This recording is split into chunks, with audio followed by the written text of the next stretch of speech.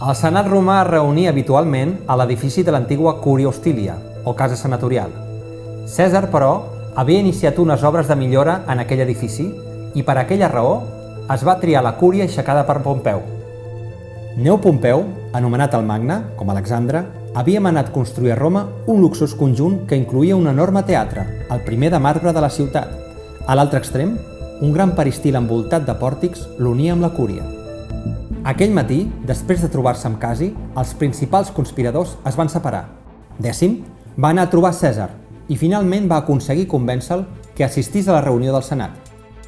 De camí a la cúria de Pompeu, prop del pòrtic del teatre, van trobar un grup de gladiadors. Alguns d'aquells lluitadors professionals estaven a les ordres de Dècim i possiblement eren de la seva propietat. No esperaven per participar en cap espectacle, sinó per emparar les accions dels conspiradors. Si anaven mal dades, des d'aquell punt podrien cobrir la retirada dels assassins de Cèsar o fins i tot evitar que Cèsar sortís viu de la cúria. En un altre punt d'aquell mateix indret, Brutus i Cassi van atendre diverses peticions de ciutadans. Fins i tot sembla que van arribar a jutjar algunes causes, donat que tots dos havien estat nomenats pretors pel mateix Cèsar.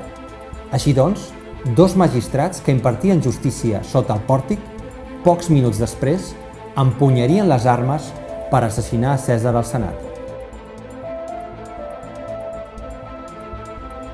Quan Cèsar va arribar a la cúria, Marc Antoni encara no hi era. El conspirador Gai Treboni tenia per missió entretenir-lo per evitar que pogués socórrer el seu amic. Els conspiradors van amagar les armes sota les togues o bé dins de l'escapçaer. Un cop dins de la cúria, sembla que tot es va desenvolupar ràpidament. Quan Cèsar encara no havia pres el seu lloc, un grup de conjurats va envoltar-lo. Un d'ells, Tili Cimbre, va demanar clemència a Cèsar a fi que el seu germà tornés de l'exili.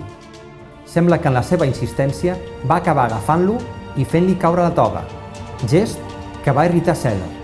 «Això és violència», va exclamar. Aquell era el senyal per atacar. Primer ho va fer per l'esquena Publi Servili Casca i després el seu germà. A ells s'hi van afegir un nombrós grup de més de 60 conjurats que li infringiren nombroses ferides, la major part lleus. Només alguna va resultar mortal, com la de Gai Casca a les costelles. Cèsar va intentar defensar-se, sense èxit, i finalment, moribund, en un gest de dignitat, va cobrir el seu cap amb la toga. Probablement, algunes de les ferides es van fer ja sobre Cèsar mort. Els atacants buscaven poder afirmar «Jo vaig apunyalar Cèsar» i sumar-se així a l'èxit de la conjura. Tot va succeir com una coreografia, pràcticament com un ritual. Alguns dels conjurats devien encarregar-se de la defensa dels que es llançaven sobre Cèsar.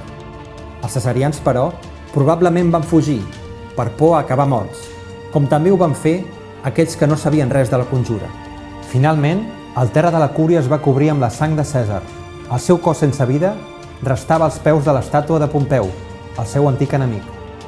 Amb les togues tacades de la sang de Cèsar i els punyals en l'aire, els conjurats van sortir de la cúria aixecant un pileus, el barret vermell, símbol de la manumissió dels esclaus i, per tant, de la llibertat.